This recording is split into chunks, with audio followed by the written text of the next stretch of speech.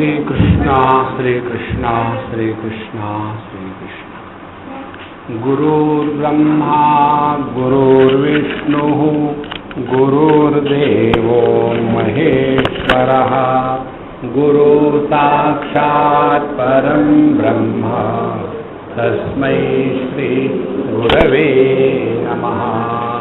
तस्मै श्री गुरवे नमः। जब अज्ञानी किसी को देखता है और जब ज्ञानी किसी को देखता है, आवाज ठीक आ रही है महाराज? पीछे नहीं, आपको आगे कैसे पता चला? कल कंप्लेंट हुई।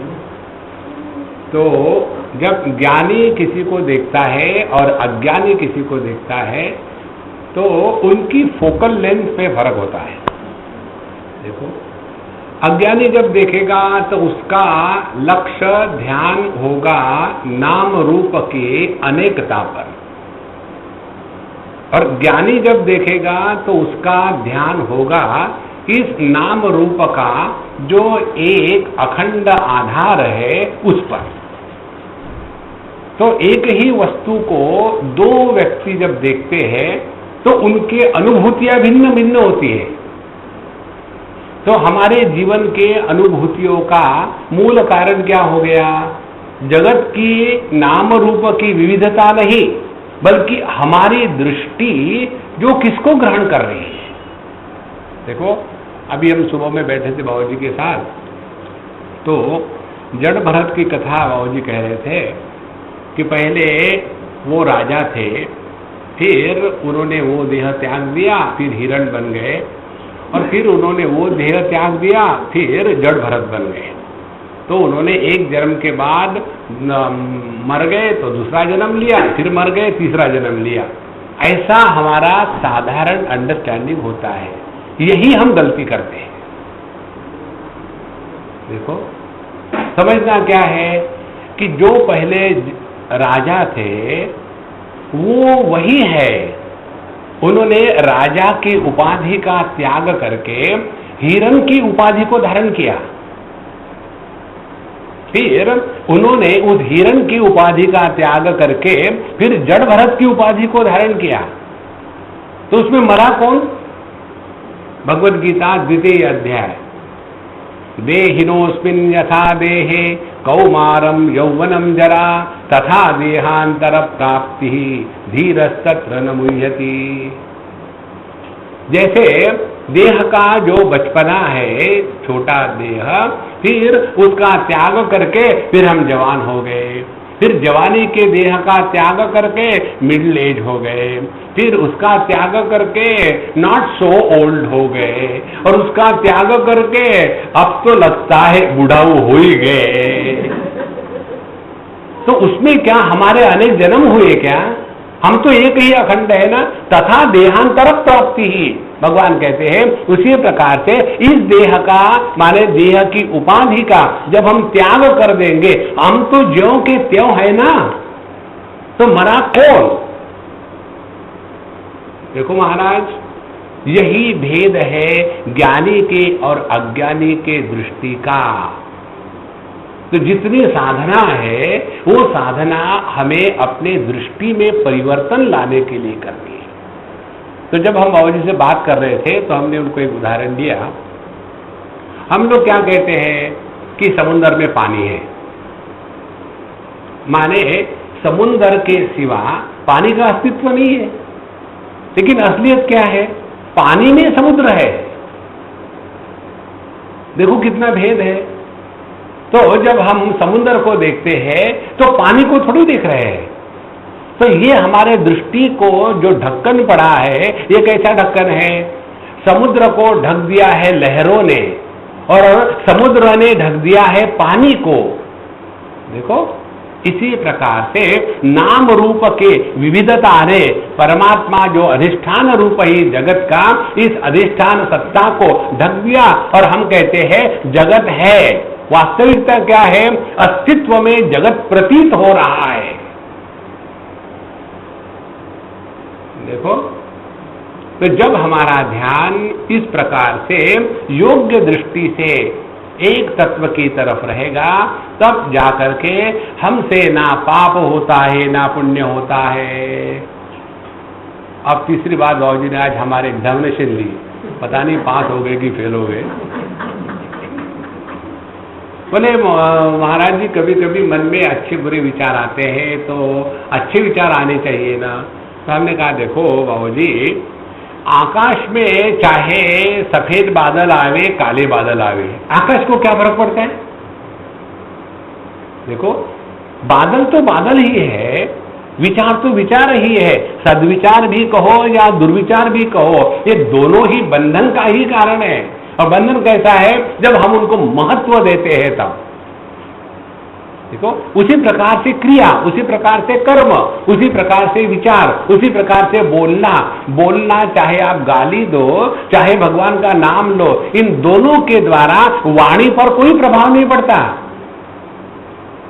देखो चाहे आप चक्कू से सब्जी काटो या किसी का पेट काट दो, चक्कू को कोई फर्क नहीं पड़ता। देखो इसीलिए यहां भगवान कहते हैं यथा ही भानुहृदयो नृचक्षुषाम तमो निहन्यान तु सद्विद्धते एवं समीक्षा निपुणा सती में हन्यात्तमिश्र पुरुषस्य बुद्धेः। इसलिए उद्धव जी आत्मा नित्य अपरोक्ष है, उसकी प्राप्ति करने की आवश्यकता नहीं है। परमात्मा के प्राप्ति के लिए प्रयत्न करने की आवश्यकता नहीं है। आप ना चाहो तो भी आप परमात्मा हो। लो नहीं, मैं कैसे हो सकता? I am modest, I am sorry, you are परमात्मा। अरे यार जबरदस्ती है, जबरदस्ती।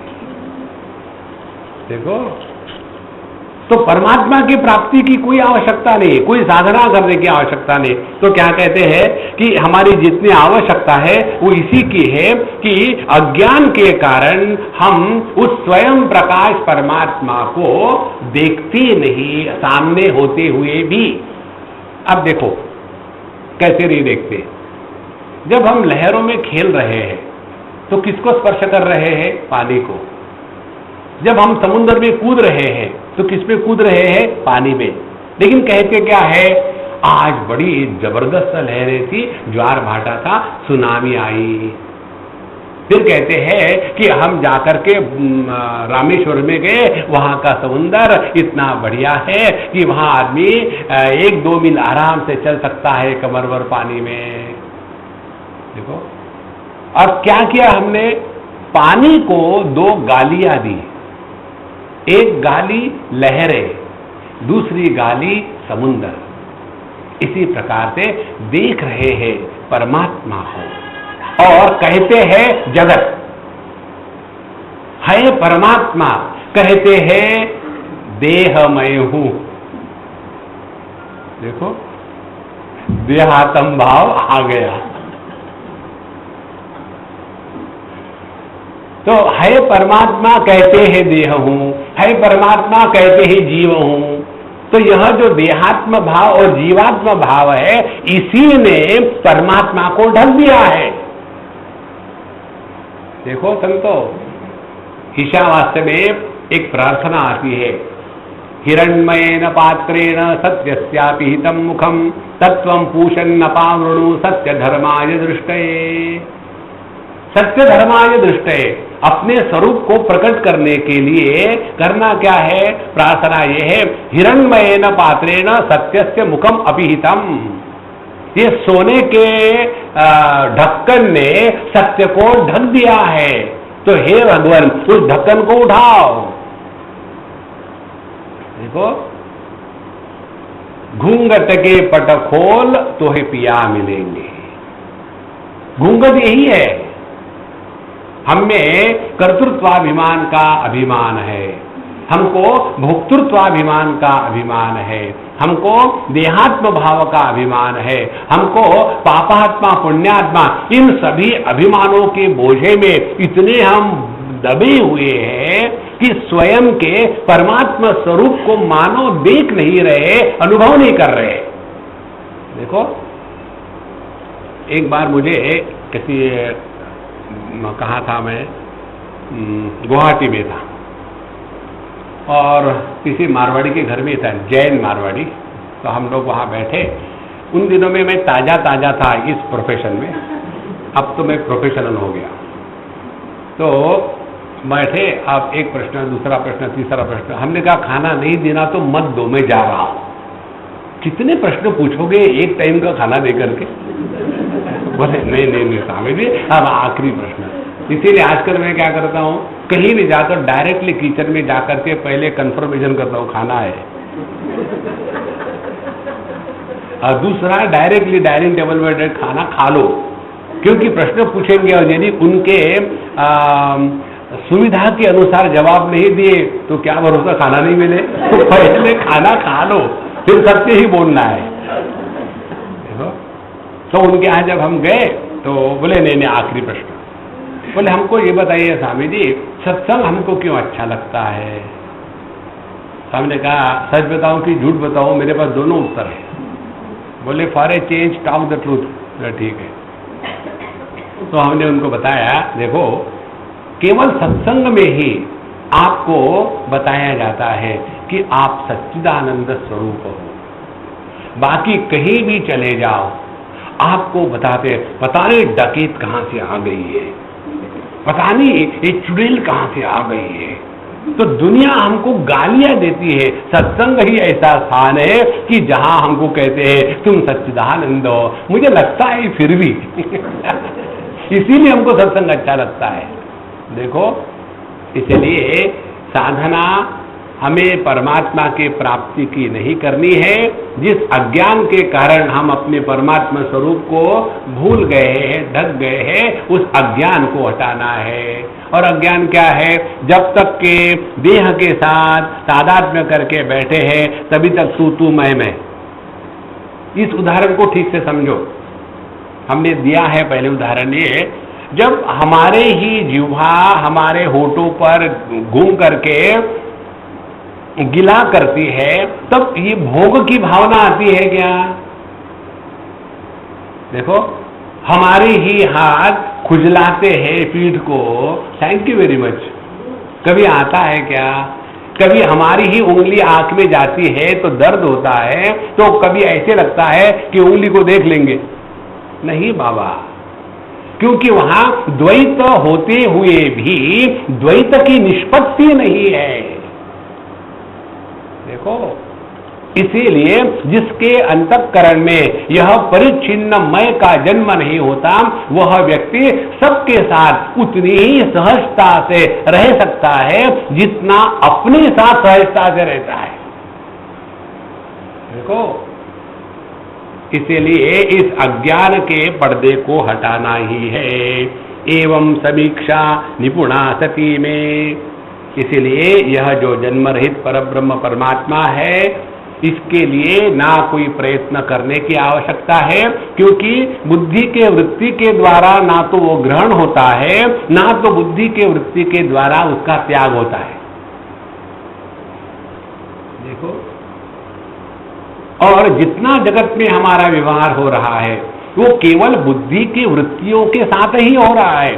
जहां हमारी बुद्धि की वृत्तियां सो गई, जैसे गहरे नींद में, देखो जैसे दो भाई बहन है या पति पत्नी है, अब जगे है तो दोनों झगड़ा कर रहे हैं और झगड़ा करते करते थक गए, फिर सो गए। और सो जाने के बाद एक के बॉडी पर दूसरे की बॉडी पड़ी है या खुले पड़े हैं, ठंड हो रही है, कोई सवाल ही नहीं, क्योंकि वहां वृत्तियों का व्यापार नहीं है तो यह जगत नहीं है। जहां वृत्तियों का व्यापार शुरू हो जाता है, जगत प्रारंभ हो गया। इसीलिए इस जगत में व्यवहार करते समय जितना हम अपने सहज भाव में रहेंगे उतना हम प्रभु के पास है। इसके लिए we don't have to justify anything, we don't have to prove anything to anybody. देखो, हमारा पूरा जीवन इसी में जाता है। We want to prove something to somebody, alas we don't know what we want to prove to whom. जैसे समझो मुझे बाबूजी से आदर है, तो मुझे कोई प्रूव करने की जरूरत है क्या? ये तो अपना आंतरिक भाव है। इसी प्रकार से इस जगत में जितने हम सहज रहेंगे ना, उतने हम प्रभु के पास है। जहां बनावटीपन आ गया वहां कृत्रिमता आ जाती है। और कृत्रिमता का उदाहरण दो आपको समझने के लिए, हमारी हवाई सुंदरियां। हवाई जहाज में जाओ, बैठो, हे, आ गया कहां से, बैठो। देखो, एक बार मैंने ऐसा उदाहरण दिया कहीं, और उस लेक्चर में एक हवाई सुंदरी बैठी थी। उसके बाद वो मेरे पास आए, बोले Swami ji, I am an air hostess in British Airways and I have been following you a lot. तो मैं बम्बई की रहने वाली हूँ, तो आपके लेक्चर में आगे मुझे चांस मिला, और आपने ये उदाहरण आज क्यों दिया? हमने कहा मुझे मालूम भी नहीं कि तुम वहाँ की हो या ब्रिटिश एयरवेज की हो। फिर हमारी वो बड़ी दोस्त हो गई, और बोले आपने जो कहा वो ठीक ही कहा। कई बार बोले ऐसे खूसट पैसेंजर आ जाते हैं कि जैसे वो आते हैं पता चलता है अब ये सर खाने वाला है, पानी ले आओ, चाय ले आओ। उनको लगता है वो 1 घंटा बैठते क्या हवाई जहाज में पूरे कंपनी को खरीद लिया है क्या। देखो, इसीलिए बोले हमको फिर नियम है हमारा सबके साथ हंस के ही बात करनी है, लेकिन अंदर में वल्केनो होता है। इसलिए इस परमात्मा को प्राप्त करने की कोई आवश्यकता नहीं, यह अप्रमेय है, और इसको ना तो ज्ञान के द्वारा हम निर्माण कर सकते हैं, ना तो इसका नाश हो सकता है। हम यदि अपने स्वरूप को ना पहचाने तो भी वह परमात्मा ही है। देखो, मैं समझो ओम जी को नहीं जानता हूं और उनके सामने खड़ा हूं, तो मेरे न जानने से उनका ओम प्रकाश होना कभी भी कवर नहीं हो सकता, वो तो है ही।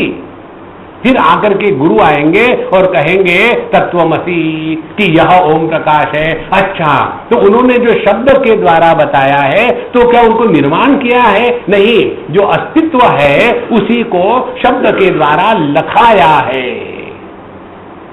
देखो, इसलिए केवल हन्यात्तमिश्रम पुरुषस्य बुद्धे है, हमें अपने बुद्धि में यह जो तमोगुण का आवरण आ गया है उसी को नष्ट करा देना है। यह अपना स्वरूप अत्यंत देश काल वस्तु का परिच्छेद न होने के कारण उसमें ना तो कोई बढ़ना है, घटना है, परिवर्तन होना है। अब ये एक एक दो दो बातें जो है ना, इसको सूक्ष्मता से अपने अनुभूति से छाने। कैसे छाने? जैसे हम लोग रसम बनाए, रसम बनाने के बाद अब ये ठीक बनाए कि नहीं, तो कैसे कर रहे? तो देखते हैं पहले अदर उधर कोई देख तो नहीं रहा, उसके बाद लेकर के मुख में डालते हैं। मुख में डालने के बाद नमक थोड़ा कम है, फिर एक बार देखो, देख तो नहीं रहा। हाँ, मैंने हम उसका जांच करके पहचानते हैं कि किस प्रकार से वो उसका अनुभव लेते हैं ना। इसी प्रकार से इस वाक्य का अनुभव लो कि हमें अपने जन्म का अनुभव हुआ क्या नहीं, हमें अपने बढ़ने का अनुभव हो रहा क्या नहीं, हमें अपने बुढ़ापे में मैं बूढ़ा हो गया हूं इसका अनुभव होता है क्या नहीं।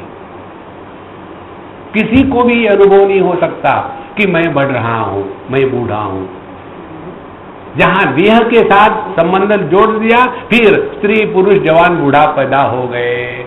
तो यह जो अपरिवर्तनशील तत्व है उसकी तरफ यदि हमारा ध्यान बना रहे तो देह के विकार हमको स्पर्श नहीं कर सकते। देखो,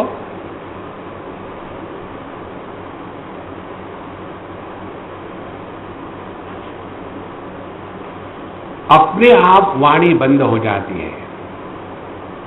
यतो वाचो निवर्तन्ते अप्राप्य मनसातः। जैसी आंखें केवल अन्य का ही दर्शन कर सकती है, स्वयं का दर्शन नहीं कर सकती, उसी प्रकार से मन केवल अन्य का ही चिंतन करता है। जहां मन ने अपनी तरफ दृष्टि करी, यह मन गायब हो जाता है। और जहां मन गायब हो गया वहां चेतन सत्ता प्रकट हो गई। तो जो चेतना पर ढक्कन आया है ना, वो ढक्कन इस मन का है। देखो, और ये मन क्यों निर्माण होता है? क्योंकि ये परिच्छिन्नता के साथ तादात्म्य हुआ।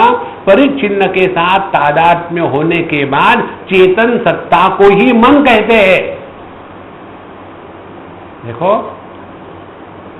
एक स्त्री के साथ पत्नी के रूप में तादात्म्य होने के बाद अच्छे खासे आदमी को पतित पावन सीताराम कहते हैं।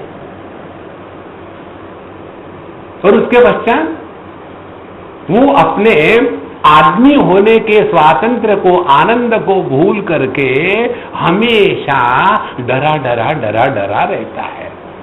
हमने उस दिन आपको बताया था कि शायद एक सज्जन हमको मिलने आया, जवान लड़का, 28-30 का होगा। स्वामी मुझे आपसे कुछ पूछना है। तो मैंने पूछा, तुम्हारी शादी हो गई क्या? बोले नहीं, मेरा चेहरा ही वैसा है।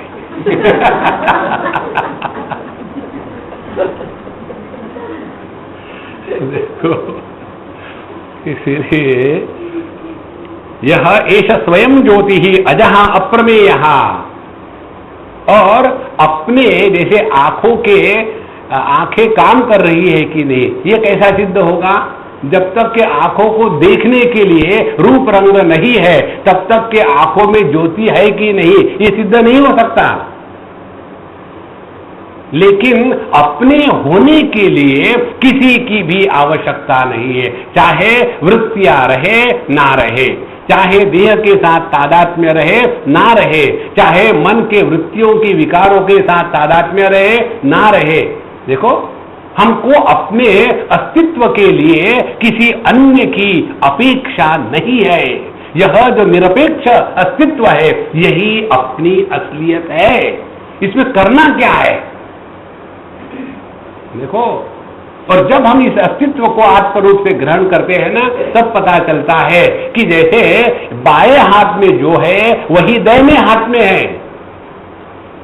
इसीलिए चाहे कभी कभी हम बैठते हैं ना, तो दाहिना पैर ऊपर, बायां पैर नीचे, या फिर बायां पैर नीचे, तो कभी ऐसा लगता है क्या? बायां पैर कहता है मुझे हमेशा नीचे ही रखते, कभी ऊपर नहीं रखते। ये कभी हो ही नहीं सकता, क्योंकि व्यवहार के लिए द्वैत है, बाया दाहिना, लेकिन अनुभव के लिए एक है। देखो संतो, इसीलिए जिसके व्यवहार में सहजता, स्वाभाविकता है, उसकी निष्ठा अपने स्वरूप में होती है। देखो, ये इतनी सहज बात है संतो, इसीलिए शास्त्र कहते हैं सबसे सहजा उत्तमावस्था, जो सहज अवस्था में रहता है उसी की स्थिति उत्तम है, उसके लिए किसी प्रकार का प्रयत्न नहीं। पतंजलि महर्षि कहते हैं तत्व के पहचान के लिए पहले आसन की बात बताते हैं। आसन किसको कहते हैं? तोड़ मोड़ करके बैठना, उसको आसन नहीं कहते। स्थिर सुखम आसनम, जब हमारा सुख, हमारा आनंद कभी भी ऊपर नीचे नहीं होता, स्थिर रहता है, उसको कहते आसनम। और उस स्थिर सुख के अनुभूति के लिए क्या साधना है? तो दो साधना बताते हैं, प्रयत्न शैथिल्य अनंत समापत्तिभ्याम। प्रयत्न शैथिल्य का तात्पर्य है जितने हमारे जीवन में प्रयत्न की कमी होगी उतने हम अपने स्वरूप के पास हैं। देखो, जो ऊंचा सुनते हैं उनको सुनने के लिए बहुत प्रयत्न करना पड़ता है, और फिर 10 मिनट में थक जाते हैं, और फिर लेक्चर होने के बाद कैसा? हाँ जी, बहुत अच्छे बोले आप। मैं क्या बोला? वो विषय मत लो, बहुत अच्छे बोले आप। और फिर वो व्यक्ति 10 मिनट में क्यों थक जाता है? क्योंकि उसने बड़े प्रयत्न किए, और जिसको सुनते समय किसी भी प्रयत्न की आवश्यकता नहीं है, वो आराम से बैठ करके सुनता है, थकता नहीं। मॉरल ऑफ द स्टोरी, इसीलिए जहां जहां प्रयत्न होते हैं वहां हम अपने स्वरूप से दूर रहते हैं। देखो, अंग्रेजी में शब्द है disease. When you are at ease you are healthy, when you are having disease you are not healthy. देखो, इसीलिए प्रयत्न शैथिल्य, और ये प्रयत्न शैथिल्य कब होगा? अनंत समापत्तिभ्याम, जब हम अनंत में लीन हो जाते हैं तो प्रयत्न समाप्त हो जाते हैं। देखो, इसीलिए यह जो अपना स्वरूप है, यह स्वयं ज्योति ही अजह अप्रमेय महानुभूति सकलानुभूति, इसमें कोई अन्य की भावना ही नहीं रहती। जहां अन्य का अन्य की कल्पना करी, द्वितीयात् वही भयम भवति, अन्य को लेकर के ये बातें होती है। एक, अन्य को लेकर के इच्छा होती है, काम होता है, अन्य को लेकर के क्रोध होता है, अन्य को लेकर के भय होता है। देखो, हमको यदि अपने अंतःकरण से ये काम क्रोध और भय इससे निवृत्ति पानी है तो उसके लिए साधना क्या है? अपने बुद्धि में जो अन्य के प्रतीति का आवरण पड़ा है, जब तक उसका निराकरण नहीं होगा तब तक कि हम जगत में इच्छाओं को पीछे लगे रहेंगे, गुस्सा करते रहेंगे और डर डर के जिएंगे। डर डर के जीना भी कोई जीना है क्या? देखो, इसलिए सकलानुभूति एको अद्वितीय वचसाम विरामे ये नेशिता वागवसवच्चरंती। तो यह जो तत्व है एक अद्वितीय, एक, वन विदाउट ए सेकंड। देखो, इस पर भी कभी कभी देखो भैया, हम लोगों ने जो साधना जो कुछ भी किया है, हमारा सीधा सीधा हिसाब है, हम हमेशा खेलते रहे, प्ले मेडिटेशन मेडिटेशन। जैसे बच्चे खेलते हैं ना, होम होम, घर घर खेलते हैं ना बच्चे, उसमें क्या करते हैं बच्चे? भाई बहन, भाई बनता है पति, बहन बनती है पत्नी। अब हम खेलेंगे ना, मम्मी मम्मी डैडी डैडी। फिर बाहर से डैडी आता है, कुछ होता नहीं, हवाई हवा है और आकाश है, आकर के ठक ठक ठक ठक, क्योंकि रोज देखते हैं बाप क्या करता है। फिर पत्नी आती है अंदर से, कौन आया है? तो पति बोलता है, यहां कौन आ सकता है मेरे सिवा? फिर वो पत्नी दरवाजा खोलती, कर कर कर कर कर, कुछ हुआ नहीं है, सिर्फ आवाज ही कर कर कर कर कर। जैसे खोलता है दरवाजा, खाने को कुछ बनाया है क्या? मेरा सर खाओ। जैसे घर में आते खाना खाना खाना। अब मुझे बताओ, ये जो डायलॉग चलते हैं, इसका स्क्रिप्ट राइटर कोई नहीं होता है। ये तो रोज देखते हैं बच्चे घर में क्या हो रहा है ना? उसके बाद फिर वो अपना सामान फेंक देता है, इधर उधर में जाके बैठता है। फिर वो जाती है घर में, गई, सिर्फ एक्शन हो रही है, कुछ है नहीं वहां, कल्पना ही कल्पना है। फ्रिज खोला, उसमें से निकाला, लो कल की सब्जी और परसों की पूरी है, खा लो। तब वो लड़का कहता है कि 1 मिनट के लिए हम अपना गेम स्टॉप करेंगे। बोले हाँ, क्या? अब देखो, तुम मुझे दे तो कुछ नहीं रही हो, कल्पना ही तो कर रही हो ना कि सब्जी पूरी देने की, तो ऐसी कल्पना क्यों नहीं कहती, अच्छा ले लो रबड़ी और जलेबी। कल्पना ही तो कर रहे हैं ना, कुछ हो थोड़ी रहा है। इसी प्रकार से जब हम कल्पना करते हैं, अब दिल ही टूट गया, दूसरी कल्पना करो ना, कल्पना ही तो करनी है। ऐसी कल्पना करो, अहम ब्रह्मास्मि, कितना मजा। खेलो बाबा, खेलो मेडिटेशन, सीरियस होकर के मत बैठना। देखो, तो जितना आप ये खेलेंगे ना ध्यान ध्यान, अब देखो ऐसे खेलो कि ध्यान जब लगता है ना तब शरीर काष्ठवत हो जाता है, और शरीर अपना काष्ठवत हो रहा है। समझो शरीर झुक गया तो कहना, ऐसे लगता है कि लकड़ी गीली थी। दुख की क्या बात है, सूखी लकड़ी लेनी चाहिए, फिर बैठनी है। आप कभी दुखी नहीं होगे ध्यान में। देखो, नहीं तो हाथ में माला करो, ओम श्री राम जरम जरम श्रम जरम जरम श्रम जरम श्रम जरम, और थर्मामीटर चढ़ता है झटका, क्योंकि वो माला अड़क गई है ऐसे कि कटाक कटाक, वो निकलती नहीं। एक ने मुझे पूछा था, स्वामी जी ये जो माला है इसको मैं सोने में करूं कि चांदी में करूं कि किस में करूं? हमने कहा सिंपल धागे में करना। बोले नहीं, लोग तो कहते हैं, लोगों तो मुझे क्यों पूछा? ने बोले ऐसा सिंपल क्यों? तो इसलिए कि बाकी जो लोहे की, सोने की, चांदी की बनाओ ना, वो ऐसे अड़ जाती है, और धागे की माला अड़ती नहीं। लेकिन आपको यदि डेकोरेशन के लिए चाहिए तो फिर मोतियों की पहनो ना, फिर रुद्राक्ष की क्या जरूरत है? इसलिए ये सब ध्यान की प्रक्रिया में केवल विघ्न ही लाते हैं।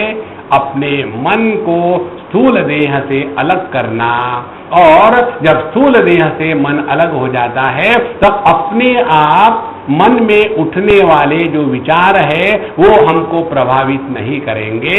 और जब मन के विचार हमको प्रभावित नहीं करते तो मन के विचार कोई भी आवे ना, अपन को क्या फर्क पड़ता है? देखो, जैसे अपने घर के सामने जो रास्ता है, हम लोगों ने दरवाजा बंद कर लिया, अब सामने से किसी की शादी की बारात जावे या किसी का जनाजा, अपने को क्या फर्क पड़ता है? इसी प्रकार से मन को कोई प्रभाव नहीं पड़ता, कैसे भी विचार आवे। और जब हम इन विचारों के प्रति संपूर्ण रूप से उपेक्ष रहेंगे तो उन विचारों को जो हमने सत्ता दी थी, उस सत्ता को हमने विड्रॉ कर लिया है, तो अपने आप वो सभी के सभी विचार वैसे ही समाप्त हो जाते हैं जैसे गुब्बारे में से हवा निकल गई हो।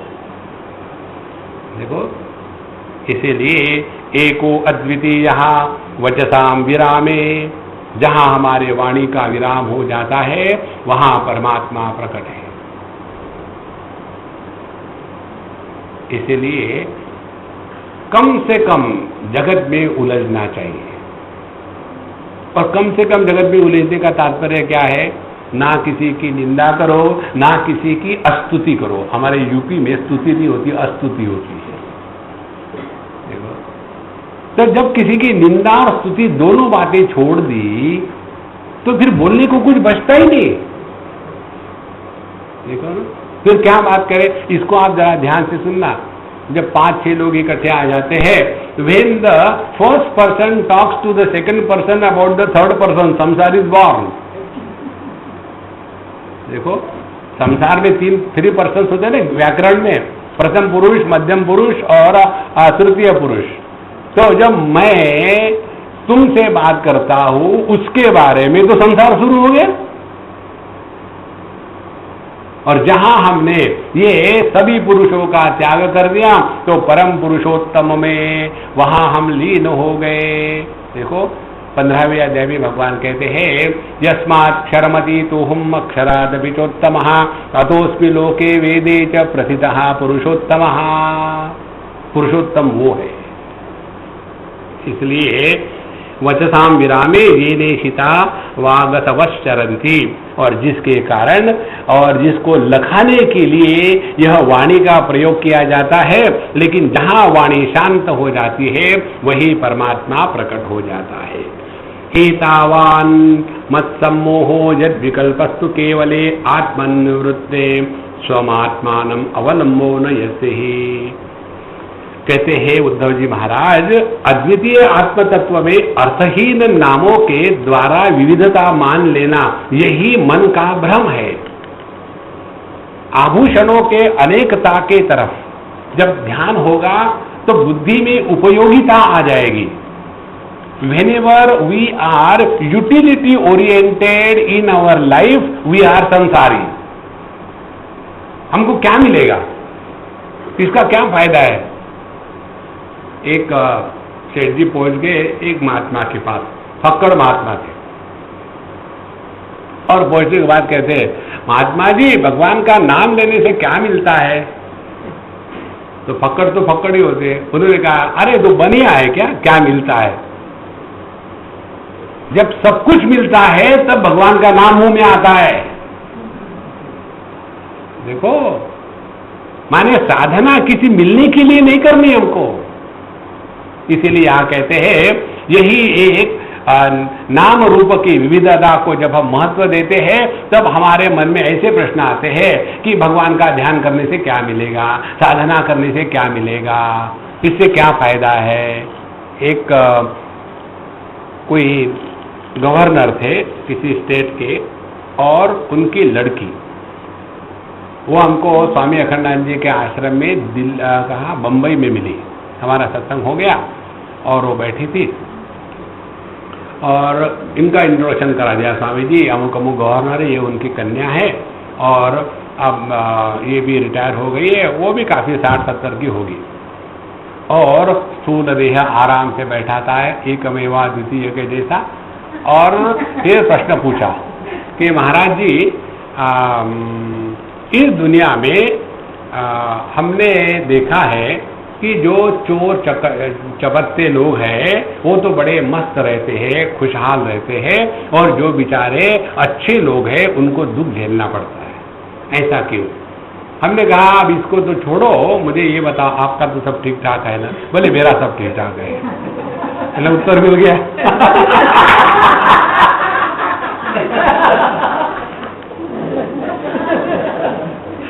अब उसने कभी कल्पना भी नहीं करी होगी कि मैं इतने गवर्नर की लड़की हूं, मेरे साथ कोई ऐसा बोलेगा। फिर हमने उनको बताया कि अम्मा जो अच्छे होते हैं ना वो ये कभी नहीं कहते, देखो जो अच्छे हो वो कभी नहीं कहते।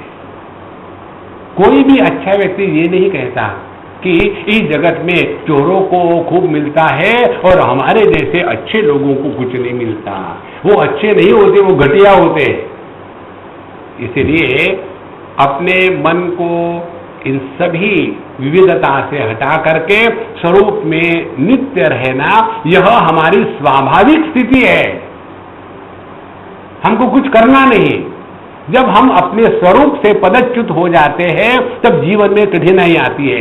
जैसे हम सब लोग पैर पर खड़े रहते हैं, घंटों खड़े रहते हैं। यदि आप शीर्षासन करो तो कब तक खड़े रहोगे? क्योंकि वो हमारे नॉर्मल स्थिति नहीं है, और जब नॉर्मल स्थिति में नहीं रहते हैं तब व्यक्ति को दुख होता है। तात्पर्य क्या? जब जब हम अपने स्वरूप से दूर चले जाते हैं तभी दुखी होते हैं। यही सिद्धांत भागवत में या भक्ति शास्त्र में क्या कहते हैं कि विष्णु का जो विस्मरण है वही दुख है। विष्णु माने जो आनंद स्वरूप पर ब्रह्म परमात्मा है, उसको भूल जाओ तो जीवन में दुख अपने आप प्रकट होगा। शब्द का भेद है, अर्थ एक ही है। इसलिए हमने अपने आप को देह इत्यादि मान के बैठे हैं और इसी भ्रम के कारण इस अधिष्ठान पर ब्रह्म परमात्मा को भूल चुके हैं। और विचित्रता क्या है मालूम है? यह जो पर ब्रह्म परमात्मा जो अधिष्ठान है, इस पर इस भ्रम का, इस अध्यस्त का कोई परिणाम नहीं होता। देखो, हम जब मोटे हैं और पतले हो गए तो दोनों का हम पर कोई परिणाम नहीं। देखो, और आदमी को मैं मोटा हूं पतला हूं, इसका एक बढ़िया उदाहरण देता हूं। एक लड़का है, माँ बाप का बिगड़ा हुआ और बचपन से वो मोटा था और इतना खाता था भैंस के जैसा खूब, और खा खा के 12वीं क्लास में जब था वो, तो वो लगता था 45 साल का आदमी है। इतना जबरदस्त वो, यानी एक सोफा पर 2 आदमी नहीं बैठ सकते उसके साथ, ऐसा मोटा और बढ़िया तगड़ा, मेहनत भी करता, खूब खाता था, मोटा बन गया। अब उसको कितना भी बताओ कि तुम मोटे हो, और जिस व्यक्ति ने पतले देह का अनुभव नहीं किया है उसके लिए मैं मोटा हूं ये अनुभव आ ही नहीं सकता। तो वो हमेशा आर्गुमेंट का, मैं मोटा हूं नहीं, तुम खामोखाम कहते हो। मैं कहा मुझे तो ठीक लगता है। अच्छा, उसके बाद वो कॉलेज में गया। कॉलेज में जाने के बाद रैगिंग शुरू हो गई। हर एक आदमी, उसके लड़के लोग मजाक उड़ाने लगे। फिर वो मुझे 2-2 मिनट में SMS करता था, स्वामी जी ऐसा हुआ, स्वामी जी वैसा हुआ। एक दिन में 40-50 SMS। तो मैंने उसको माँ को फोन किया। हमने कहा देखो, तुम्हारा लड़का मुझे खामोखाम परेशान कर रहा है, मैं पुलिस में नंबर दे दूंगा, फिर परेशान हो जाएगा। उसको बोलना कि मुझे SMS भेजने की कोई जरूरत नहीं। उसको मैंने कहा था खाना बंद करो, 2 साल खाओ मत तो ठीक हो जाओगे। माना? देखो, माने जब तक हमने अपने इस स्वरूप का अनुभव नहीं किया तब तक हमको ऐसा ही लगेगा, नहीं मोटापन स्वाभाविक है। इसी प्रकार से जब तक हम ये सोचते रहेंगे नहीं भैया हम तो देह ही हो गए, इतने सालों से जी रहे हैं, इतने सभी के सभी लोग देह रूप से जीते हैं, वो क्या सभी के सभी बेवकूफ है? देखो, सत्य का निर्णय मेजॉरिटी से नहीं होता। देखो, it is not the rule of majority, majority is always of fools. इसीलिए डेमोक्रेसी में what is the democracy? Majority rule, and majority is always of fools. Therefore in democracy the fools rule the wise. अब इसके लिए कोई बाहर देखने की जरूरत नहीं, अपने देश की चिंता देख लो।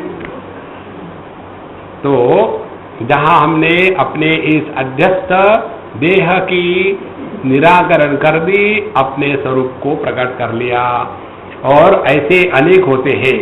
पंडिताभिमानिनम पंडितमानिनम यन्नाम कृतिभिर्ग्राह्यम पंचवर्णम अबाधितम अर्थेनाप्यवर्थवादोयम द्वयम पंडितमानिनम। लेकिन जो ज्यादा ही अपने को समझदार कहते हैं, समझते हैं, वो कहते हैं नहीं, जो वस्तु हमको डायरेक्टली इंद्रियों के माध्यम से, मन के माध्यम से उपलब्ध हो रही है, उसको आप झुटला कैसे सकते हो? वही सत्य है। देखो, लेकिन उनका विचार ऐसा नहीं होता कि जिस वस्तु की निष्पत्ति एक विशेष परिस्थिति में होती है, बाकी परिस्थिति हटी तो वस्तु गायब हो जाती है, तो वह केवल प्रतीति है। देखो, जैसे अपनी जब आंखें खराब हो जाती है तो सब धुंधला धुंधला दिखने लग जाता है, तो फिर चश्मा लगाया, फिर ठीक से दिखना लग गया। तो ये जो देखना है ये कितने परिस्थितियों पर अवलंबित है। तो चाहे हम अच्छा देखें, ठीक ना देखें या ना देखें, इस पर या इसका हम पर कोई प्रभाव है क्या? हम तो ज्यों के त्यों हैं। इसीलिए अपना जो अस्तित्व है, सत्ता है, यह निरपेक्ष है, और इंद्रियों के माध्यम से जो भी अनुभूतियां आ रही है वह सत्य नहीं है। लेकिन जो पंडित मानिनम है, स्वयं को ज्यादा ही समझदार कहते हैं, वो कहते हैं कि नहीं नहीं, ये जगत सत्य है और इस जगत को सत्य के रूप में ही स्वीकार करना चाहिए। इसको लेकर के बहुत बड़े वाद है, हम आपको एक शॉर्ट में बताते हैं सब वादों का निर्णय निराकरण। जो भक्ति में कहा है और जो वेदांत में कहा है एक ही है, कोई फर्क नहीं है। भक्ति में क्या कहते हैं? यह संपूर्ण जगत भगवान की लीला है, कहते हैं ना, इस प्रभु की लीला चल रही है। अब लीला का तात्पर्य क्या होता है? लीला माने नाटक। नाटक माने क्या? सब कुछ होता हुआ दिखता है लेकिन हो कुछ नहीं रहा। देखो, एक आदमी आकर के स्टेज पर बंदूक लेकर के दूसरे आदमी को मारता है, झर झर झर झर झर, और पर्दा गिला, दोनों उठे, हाँ चलो लाइटर है क्या? मेरे पास बीड़ी है। हाँ। एक ने मारा, दूसरा मरा, और पर्दा गिरने के बाद बीड़ी पीने लग गए। माने जो हुआ वो दिख रहा था लेकिन हुआ कुछ नहीं, उसी को नाटक कहते हैं ना। तो यदि भक्ति शास्त्र के अनुसार ये संपूर्ण जगत को भगवान की लीला नाटक कहते हैं, तो ये सब कुछ दिख रहा है महाराज, लेकिन है नहीं। देखो, और इसी चीज को वेदांत में क्या कहते हैं? ब्रह्म सत्यम जगन मिथ्या जीवो ब्रह्मैव नापरः। यह जो जगत दिख रहा है यह प्रतीति है, यह वास्तविकता नहीं है। प्रतीति इंद्रियों के कारण है। जो व्यक्ति, कल्पना करो कोई व्यक्ति बहरा हो तो उसके लिए शब्द नाम का विषय है ही नहीं। एक बार एक बुढ़ाऊ बहरे थे और बिल्कुल ठार बहरे, बिल्कुल कुछ नहीं सुनने को आता था।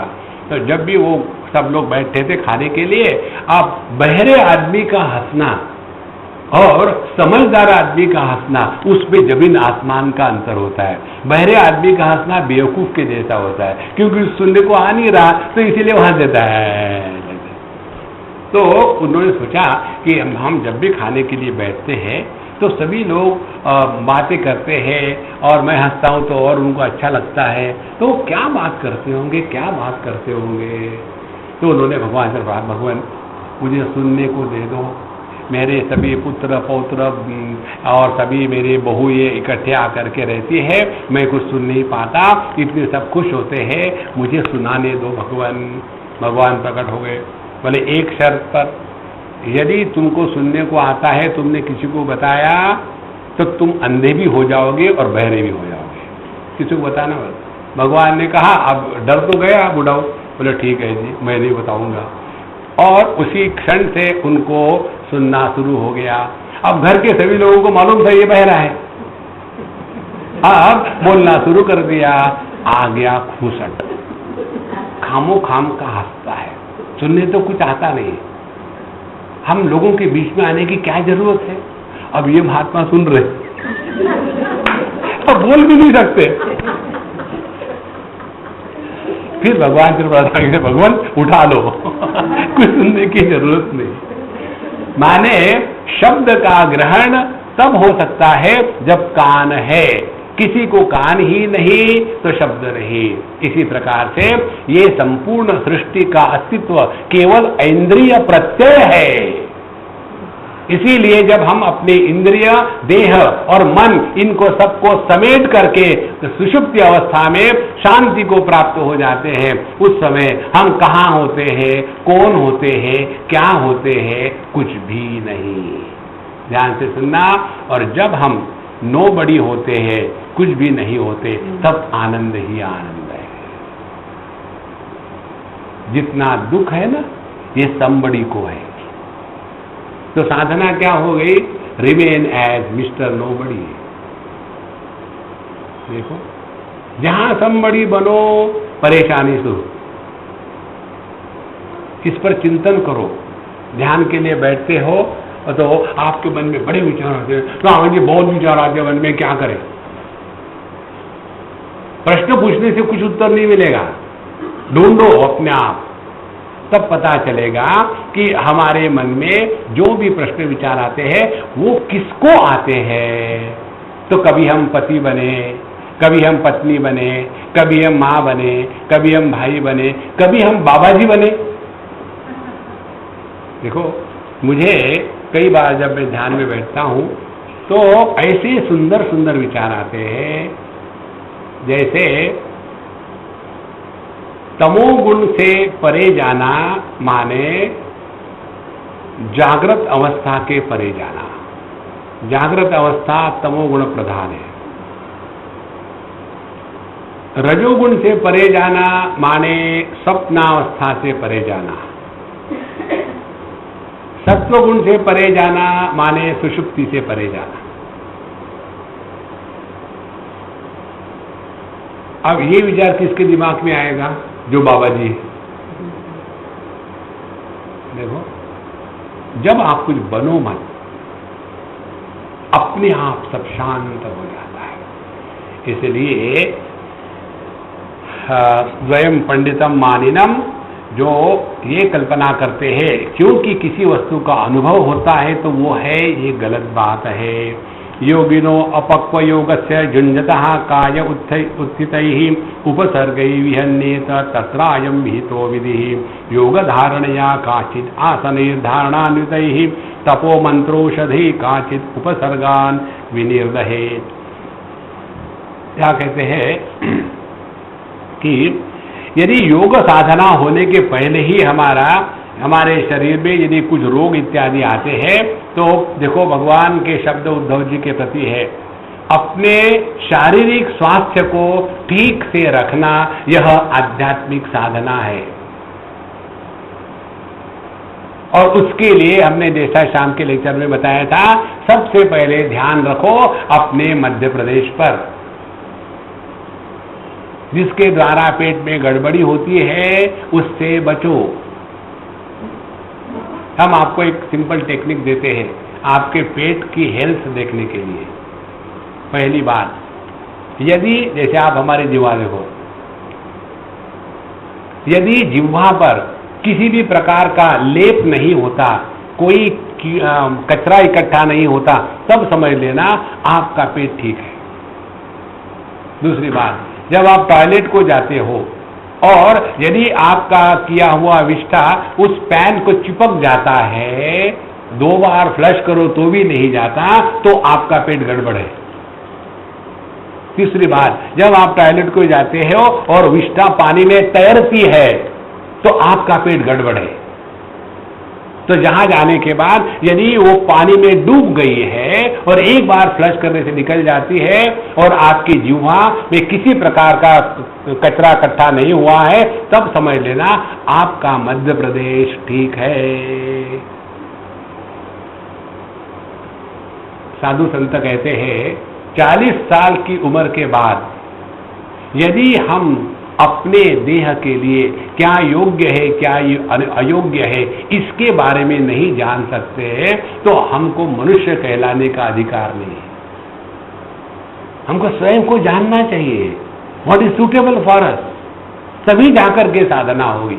इसीलिए भगवान कहते हैं कि हम अपने आप को ठीक प्रकार से शरीर को रोग आदि से पीड़ित न होने दे और जैसे उपाय की आवश्यकता है उपायों को ले ले। अब उपाय को लेकर के एक बात बता दें, हम लोग अनावश्यक चीजों में महत्व देते हैं।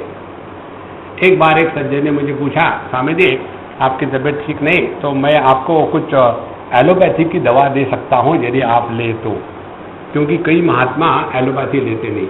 हमने कहा देखो मैं किसी भी पैथी का पक्षपात करने वाला नहीं हूं। देखो चाहे होम्योपैथी रहे, चाहे एलोपैथी रहे, चाहे नेचुरोपैथी रहे, चाहे आयुर्वेद रहे, मेरा मतलब है इसके द्वारा मैं स्वस्थ होता हूं कि नहीं। क्या फर्क पड़ता है कौन सी पैथी ली, एनीवे यू आर पैथेटिक। देखो यदि साबुदाने की गोली खाने से होता है तो उसको ले लो, यदि कड़वा काढ़ा पीने से ठीक होता है तो उसको ले लो, यदि इंजेक्शन से उसको ले लो। हम क्या दवाई ले रहे इसका महत्व नहीं, स्वास्थ्य ठीक रहता है कि नहीं इसका महत्व है। लेकिन कई घरों में आप देखेंगे इसको इतना अनावश्यक महत्व दे देते हैं। हम तो हमारे घर में एलोपैथी की एक भी गोली नहीं आती, उसमें कौन सी खास बात है।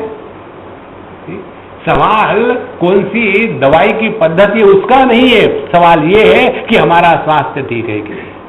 तो जिस किस उपाय से अपना स्वास्थ्य ठीक हो जाता है उसको करो और खलास करो ना, क्योंकि स्वास्थ्य होने के बाद ही हम साधना कर सकेंगे।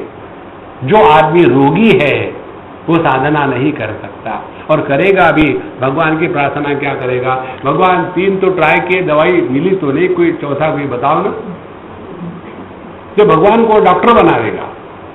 इसलिए अपने देह को ठीक से ठीक रखे।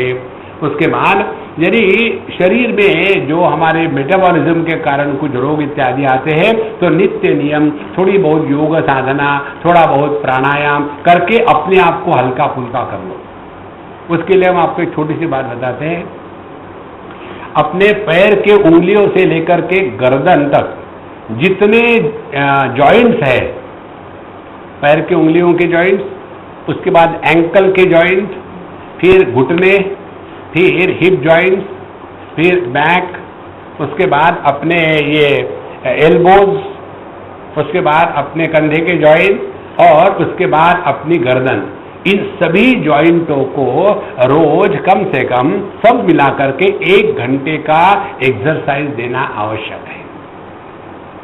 तो उसके द्वारा पूरे के पूरे जिसके जॉइंट्स ठीक है उसका स्वास्थ्य ठीक है।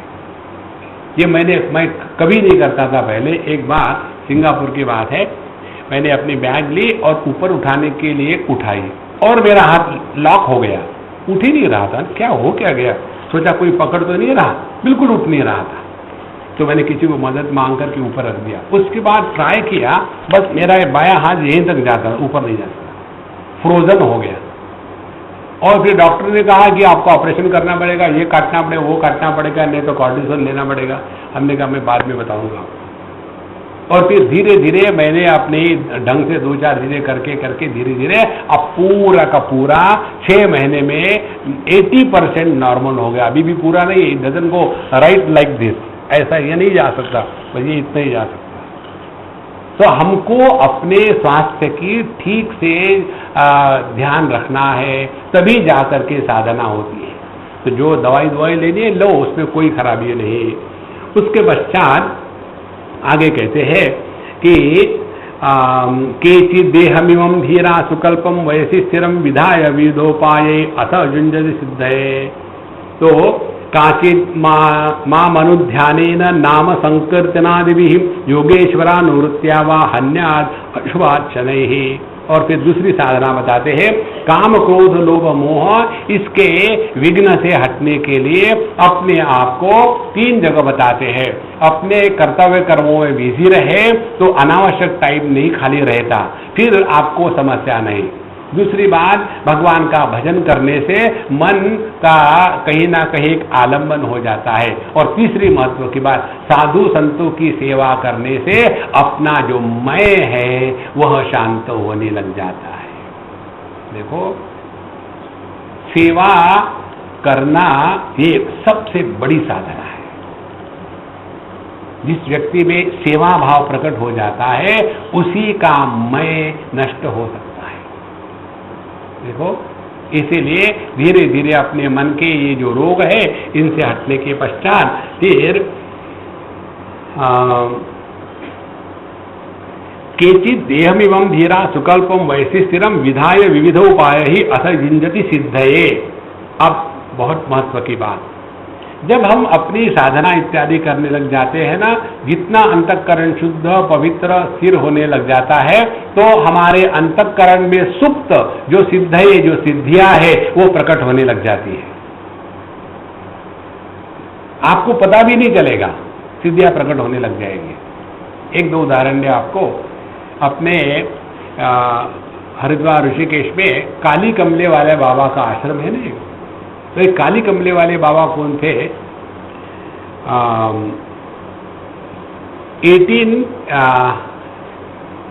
1880 और उस समय की बात है। उस समय वो रहते थे वहाँ, और अपने कलकत्ते के एक सेठ जी, कोई मारवाड़ी सेठ जी वहाँ गए। उनको कोई पुत्र उत्तर नहीं था और दोनों वयस्क हो गए थे। वहाँ जाने के बाद फिर वो बाबा जी के पास गए, बाबा जी देखो ना, हम पुत्रहीन हैं, हमको कुछ करो, ये करो। बोले अगले साल आओगे तो मिठाई ले आना, उन्होंने कह दिया। और वापस आ गए कलकत्ते, और आने के बाद फिर उनकी पूर्ण सिस्टम रिवाइव हो गई और उनको पुत्र लाभ हुआ। तो जब वो बच्चा थोड़ा बड़ा हो गया, 1 साल का वगैरह, तो फिर वहाँ पहुँच गए बाबा जी को ढूंढने, और वो काली कमली रखते थे, उनका नाम काली कमली वाला हो गया। तो पहुँचे, बोले कि महाराज जी लीजिए, आपने जैसा कहा था वैसा हुआ, अब हम आपके लिए क्या कर सकते हैं। अब जिसके वाणी से इतना हो सकता है उसके लिए हम क्या कर सकते हैं। लेकिन गृहस्थों को लगता है कि पैसे से हम दुनिया को खरीद सकते हैं, परमात्मा को नहीं खरीद सकते। तो उन्होंने देखा, अब इसको मैं क्या करूं। बोले देखो, यहाँ से लोग जो जाते हैं ना गंगा जी में, नाव से बड़े कष्ट होते हैं, तो यहाँ कुछ एक पुलिया बना दो। तो जो लक्ष्मण झूला है, वो लक्ष्मण झूला एक मारवाड़ी सेठ ने उस काली कमली वाले बाबा के कहने से वहां बनाया है। ध्यान से सुनना, साधु संत का निवास पश्चंती वाणी में होता है, हमारा निवास वैखरी वाणी में। इसीलिए वैखरी वाणी किसको कहते हैं? यह पुष्पमाला है, पुष्पमाला यह शब्द और पुष्पमाला यह वस्तु, ये दोनों अलग है ना। केवल पुष्पमाला कहने से सुगंध नहीं आएगा, केवल रसगुल्ला कहने से पेट नहीं भरेगा, खाना पड़ेगा। लेकिन जैसे हम मध्यमा वाणी में आते हैं तो वस्तु और उसका नाम दोनों ही विकल्प संकल्पात्मक या वृत्त्यात्मक होते हैं। जैसे मन ही मन हम कल्पना करते हैं, जिसको कहते हैं ख्याली पुलाव। खाने के लिए बैठेंगे, रसगुल्ला आएगा, संदेश आएगा, चौम चौम आएगा, आहा मजा आएगा, कुछ आया कुछ नहीं। अब ये मध्यमा वाणी हो गई।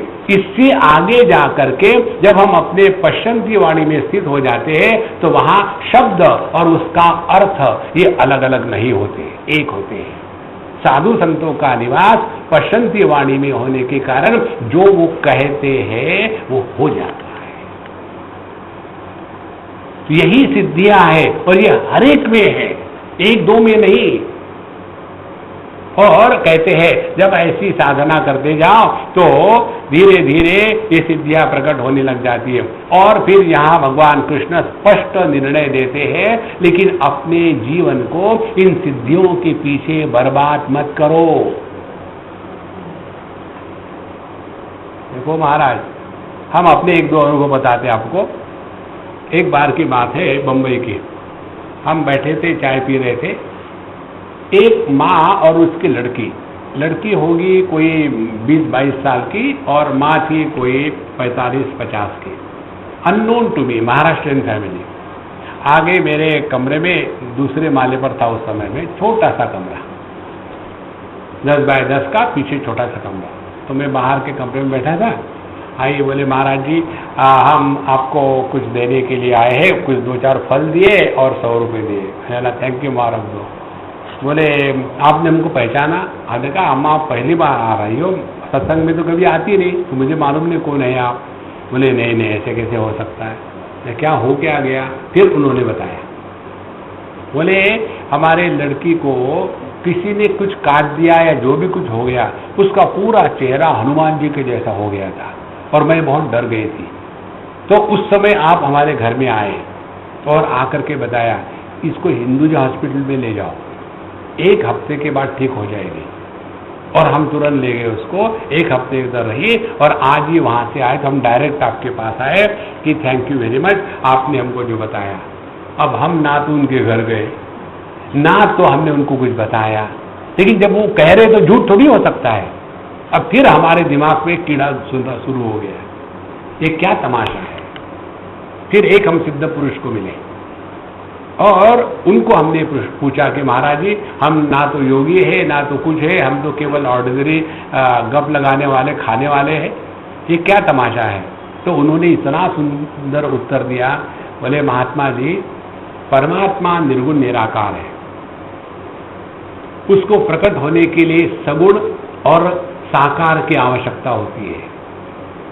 सबको मदद भगवान ही करता है, लेकिन वो ढूंढता है एक नाम रूप, एक सगुण साकार, जिसके माध्यम से वो प्रकट होकर के इस दुनिया में अपने भक्तों की रक्षा करता है। देखो कितनी सुंदर बात है। इसीलिए जब ऐसी कुछ घटनाएं जीवन में होती है ना, तो व्यक्ति इन सिद्धियों के पीछे लग जाता है, फिर जिसको आशीर्वाद दे उसको कर्ज करे। देखो बेटा तुम्हारा भला हो जाएगा। हाँ, कभी भी किसी को ना आशीर्वाद देना है ना किसी को कर्ज करना है, अपने अंतःकरण में अभिमान का बीज बढ़ने लग जाता है। देखो इसीलिए भगवान कहते हैं न ही ततः कुशलादृत्यम तदा सायो ही अपार्थकः अंतवत्वा शरीरस्य फलस्यैव वनस्पतेः। कुछ भी करो आप, कैसे भी करो, अंतिम देह की स्थिति इसका नाश ही है। हमारे भगवान रामकृष्ण परमहंस के पास एक योगी आ गए गंगा जी पर चल करके और बताने लग गए। हम आ गए, अब उनको कोई भाव ही नहीं दे रहा था। ठाकुर के पास जो मजा है वो पानी पर चलने वाले के पास छोड़िए। और उन्होंने बताया मैं पानी पे से चल के आया। बोले अच्छा, बोले कितने साल तक साधना करी है? 25 साल तक साधना। 25 साल की साधना करने के बाद पानी पर चल रहे हो, 8 आने दे करके सीधे बोट में बैठ के आ जाते। 25 साल बर्बाद की पानी पर चलने के। देखो ये सिद्धियां इतना भयानक बंधन हो जाता है। इसीलिए भगवान कहते हैं इसके चक्कर में कभी नहीं पड़ना चाहिए, क्योंकि आपके पास कोई भी सिद्धि हो, कुछ भी हो, देह अंतिम में नष्ट होगा। क्या भगवान अपने देह को नहीं बचा सकते थे? लेकिन उनको यही सिद्ध करना था दुनिया के सामने कि नहीं, अपने देह को मेंटेन करने के चक्कर में मत पड़ना। जो जन्म हुआ है उसका नाश अवश्यंभावी है, फिर चाहे वो राम का रहे या कृष्ण का देह रहे। नहीं तो पूरा जीवन देहात्म भाव से ही चलता है और उसी में नष्ट हो जाता है। अच्छा, योगम निवेशतो नित्यम कायश्चेत कल्पतामियान तश्रद्धा ध्यान मतिमान योगम सृज्य मत्परः। इसीलिए बुद्धिमान पुरुष ने केवल अपने प्रकृति पर नियंत्रण पाने में संतोष नहीं मानना चाहिए। देखो प्रकृति पर नियंत्रण मानने में संतोष किसको कहते हैं? हम 1 साल से कुछ भी नहीं खाए, केवल प्राणायाम करके दिन भर कुछ नहीं खाते, महात्मा जी की जय हो। फिर महात्मा जी आप जिंदा कैसे? रात को खा लेते।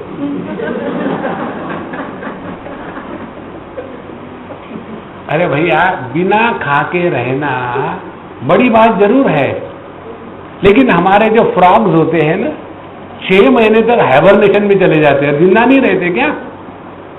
उसमें कौन सी बात है? देखो, ये जो अनेक प्रकार की सिद्धियां है, ये इतना आकर्षण करती है कि ऐसा कुछ हो जाए तो कितना बढ़िया। हम पढ़ते हैं ना कि अमुक अमुक महात्मा ने ऐसा किया, एक आदमी बीमार था, उसको उन्होंने कहा उठ बाबा उठ, और उसका हाथ लेके उसको खींचा और जो लंगड़ा लूला था चलने लग गया। फिर अपने को जोश आता है, मैं भी सभी लंगड़ों को उठा के चला हूं। हमारे उड़िया बाबा के जीवन की कहानी है। उन दिनों में उड़ीसा में बड़ा अकाल पड़ा था और ये बड़े तपस्वी थे, और उन्होंने बहुत जबरदस्त तपस्या करके अन्नपूर्णा माता को सिद्ध कर लिया, और उनको हमेशा के लिए अन्नपूर्णा माता सिद्ध थी। और फिर जब उनकी सिद्धि हो गई, तब उन्होंने ये सोचा था कि मैं सभी लोगों को खाना खिला करके इनके अन्न के अभाव में जो मर रहे हैं उससे बचाऊं। और जब सिद्धि प्राप्त हो गई तो उसी अन्नपूर्णा माँ की उन पर कृपा हो गई। जो अन्नपूर्णा माँ मुझे सिद्धि दे सकती है, वो क्या इन सभी लोगों को खाना नहीं दे सकती? उसको समझ में नहीं आता क्या कि मुझे उनका काम करना है? देखो, तो उनके पास वो सिद्धि आने के बाद भी जिस संकल्प से लेकर के उन्होंने शुरू किया था, वो फिर कभी नहीं किया। भगवान के काम में हमको दखल देने की कोई जरूरत नहीं है। देखो महाराज, इसलिए इन सिद्धियों के चक्कर में कभी नहीं पड़ना चाहिए। योगम निवेशतो नित्यम कायश्चेत कल्पिताम यार तत्श्रद्धा ध्यान मतिमान योगम सृज्य मत्परः। तो करना क्या चाहिए? हमें हमेशा अपने मन को प्रभु के साथ ही संलग्न रखना चाहिए, बाकी कुछ नहीं। और प्रभु के साथ हमेशा लगाए रखना मन को का मतलब क्या है? प्रभु क्या है? आनंद स्वरूप। अब आनंद स्वरूप प्रभु के साथ हमेशा अपने मन को या अपने को लगाना माने क्या? मौज में रहो। दुखी होना किसी भी रकम में जस्टिफाई नहीं हो सकता। देखो, सबसे बड़ा पाप दुखी होना है। जो जितना ज्यादा पापी होता है वो उतना ज्यादा दुखी होता है। जो जितना ज्यादा अहंकारी होता है वो उतना ज्यादा दुखी होता है। जो जितना कम अहंकारी है वो कम दुखी होता है। भगवान में अहंकार है ही नहीं, तो वो तो परमानंद स्वरूप है। देखो, और यह काम क्रोध इत्यादि ये सब प्रकृति की विकृतियां हैं। हमको इस विकृतियों से हटना है। हटना क्या है? उसके वश में न जावे। इसीलिए आपने देखा होगा हमारे जितने भी विचार है उसमें हम किसी के हाथ में माला नहीं पकड़वाते। केवल एक साधना करो, हमेशा अपने आप को प्रसन्न रखो। जितना प्रसन्न रखोगे ना, अपने आप साधना होती रहेगी, करना नहीं पड़ेगी। नहीं तो हर चीज को लेकर के क्या हम लोगों का स्वभाव वो छोटे बच्चे का जैसा हो गया है। छोटे बच्चे का जब दांत गिर जाता है तो जीवा वहां जाती है जहां दांत नहीं है। जहां दांत है वहां नहीं जाती जीवा। इसी प्रकार से उस परमात्मा ने जो दिया है वो हमारी जुबान से कभी नहीं निकलता। जो दिया नहीं है वहां जीवा भगवान ने सोचा है बेवकूफ है, इससे कोई मतलब नहीं बात करने, रोने दो। जो दिया है वो तो देख। इसीलिए संतो योगचर्यामिमां योगी विचरयन् मत्पदाश्रयः विचरन् मदपाश्रयः नान्तराय विहन्येत निस्पृहा स्वसुखानुभूः।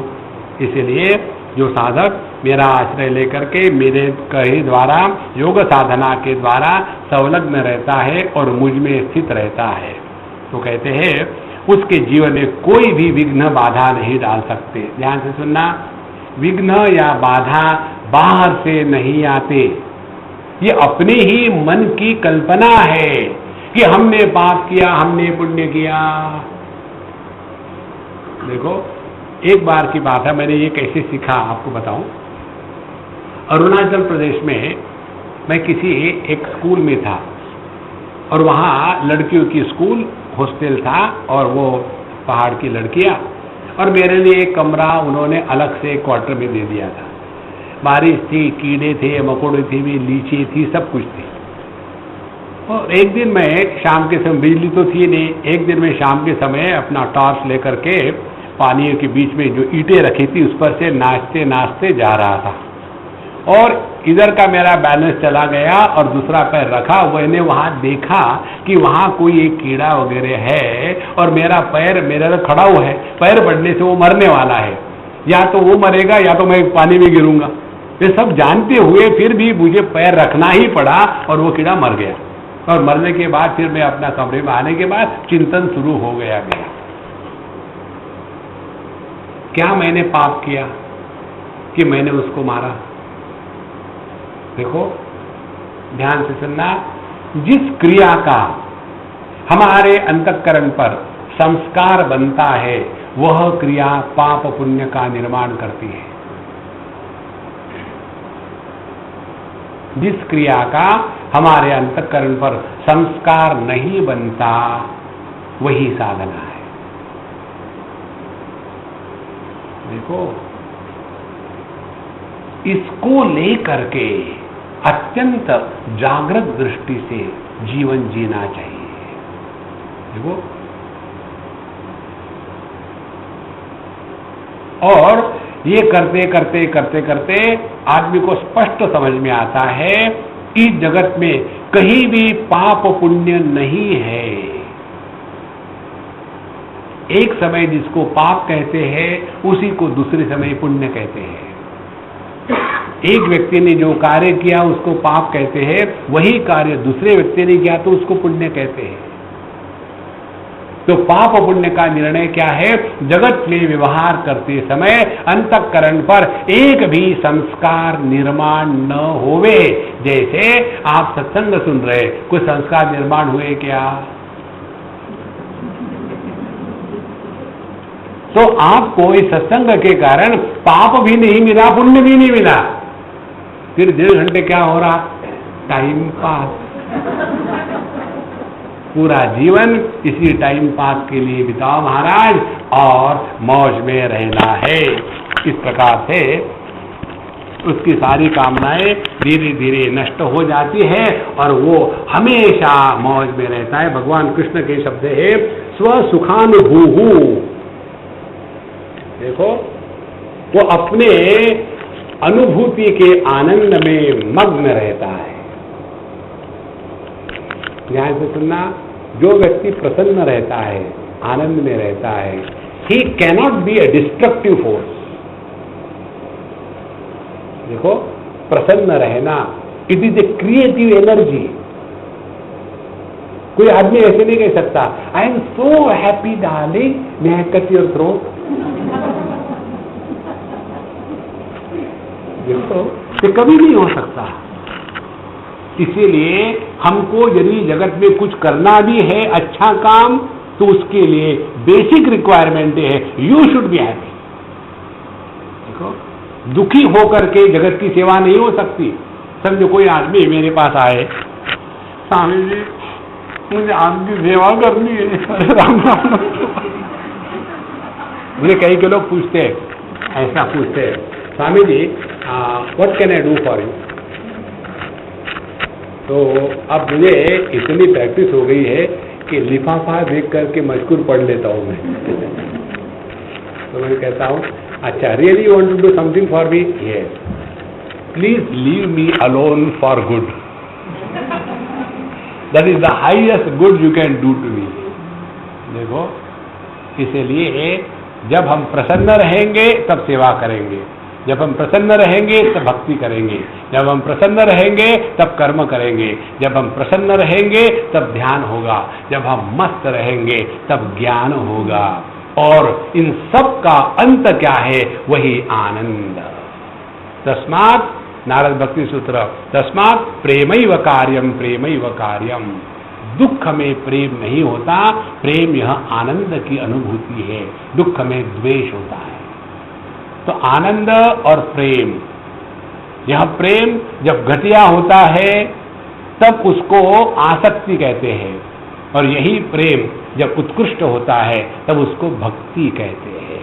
उत्कृष्ट प्रेम माने जिस प्रेम के संस्कार निर्माण नहीं होते, जिस प्रेम में रिश्ते निर्माण नहीं होते, वह भगवान का प्रेम है। और जिस प्रेम में रिश्ते निर्माण होते हैं वह संसारियों का प्रेम है। इस प्रकार से ऐसा जो साधक है निस्पृह हो करके, निस्पृह माने ना उद्धव का लेना ना माधव का देना, हमको इस जगत में कुछ ना करना है ना कुछ ना करना है। जैसे जैसे समय होगा उस समय जितना हो गया उतना बहुत है। इस प्रकार से निस्पृह रह करके आनंद में रहे, यही भगवान कृष्ण का उद्धव जी को और उनके माध्यम से हम सबको उपदेश है। ओम पूर्णमदः पूर्णमिदं पूर्णात् पूर्णमुदच्यते पूर्णस्य पूर्णमादाय पूर्णमेवावशिष्यते। ओम शांति शांति शांति। हरि ओम। श्री गुरुभ्यो नमः। हरि ओम।